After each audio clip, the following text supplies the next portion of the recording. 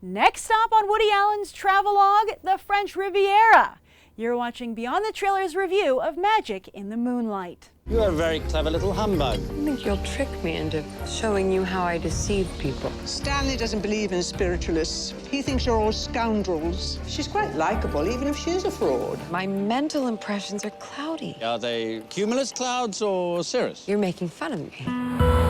Mr. Towner is rather obnoxious. But he's not entirely unappealing. I understand you're holding a seance tonight. The planets are in alignment. Now, I will summon the unseen world. Give us a sign.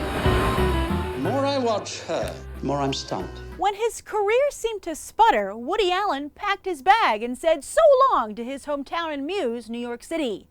Now he's been to London, Barcelona, Paris, Rome, and San Francisco, and audiences are loving it.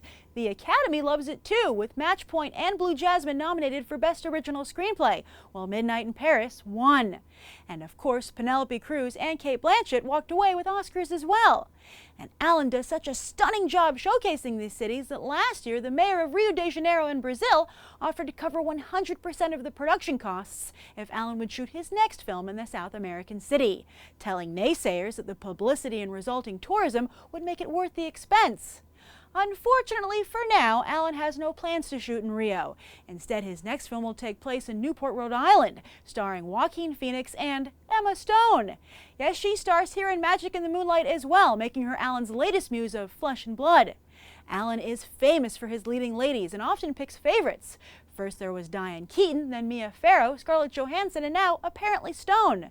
They do seem like a good match on paper, with Allen a perfect choice to highlight Stone's excellent comedic abilities, while offering the prestige necessary to keep her career on its current upward trajectory.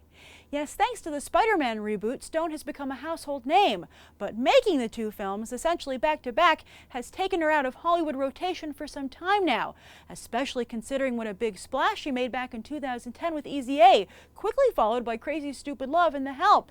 But now that she's done with Spidey, Stone is aggressively focusing on her own career again. First here with Allen, then in the hot indie project Birdman, and Cameron Crowe on his new film this holiday season. Stone had better hope these indie films are well received by critics, because she doesn't have a single mainstream project in the works. Even her Oscar-winning co-star Colin Firth is set to play a super spy in Kingsman: The Secret Service later this year. So, are Stone and Firth, with a 28-year age difference, a good choice to play Allen's latest lovers? The 21-year age difference in My Fair Lady seemed to work out okay. This is an absolutely stunning high school play. Yes, at this point, we're all aware that Woody Allen's films elicit either wows or mehs, and this is totally the latter. Now, in the open, I mentioned My Fair Lady, and after having seen Magic in the Moonlight, I would not be surprised at all if Woody Allen had that Rex Harrison, Audrey Hepburn dynamic in mind when not only crafting these roles, but this story. Now, I don't want to give anything away, but I think once you see the film, you'll definitely pick up on the obvious parallels. Now, as for that age difference, which I noted is in both films, for some reason here, it's creepy. Maybe that extra 7 years is what pushes it over the edge into creepiness. Maybe it's also that everyone in the film seems totally oblivious and in some points encouraging to the idea of Colin Firth dating someone who could definitely, no question, be his daughter. And also for Emma Stone dating someone who could, no question, be her father. It just is, as I said, quite creepy. Also, maybe Rex Harrison is sexier than Colin Firth, and this film just isn't very sexy, and that chasteness might be what makes it come across as a high school play. But it's more than that. I think that Colin Firth and Emma Stone unfortunately play their roles like high school drama students, because high school drama students would eat this stuff up. These roles just reek of high school drama and audition monologues. They have that self-aware, clever factor.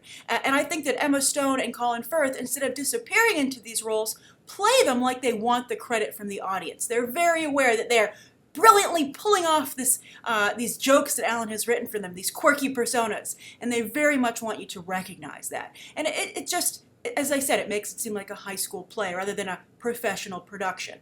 Woody Allen's writing doesn't help either. It lacks a lot of sophistication. It also seems very sophomoric and therefore at the high school play level. But his visuals, they are quite sophisticated and stunning. And it really is another travelogue entry for him. So if you're interested at all what the French Riviera looks like, that's a good reason to see this movie.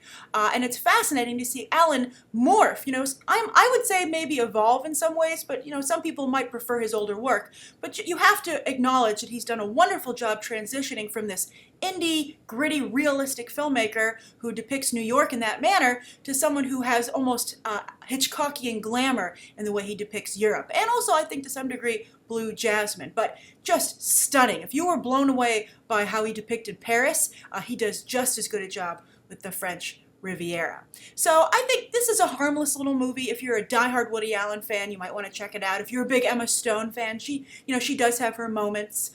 So it's not a waste of time, but I certainly think your time would be better spent watching My Fair Lady. Or if you want to watch another movie about deceiving appearances and the class system during the 1920s, then I recommend Baz Luhrmann's Great Gatsby, which I think is a very ambitious and wonderful film and was one of my favorite films last year. So that's my review of Magic in the Moonlight. If you've seen the film, please share your own thoughts down below, and thank you so much for tuning into my review. You can check out some more episodes right now.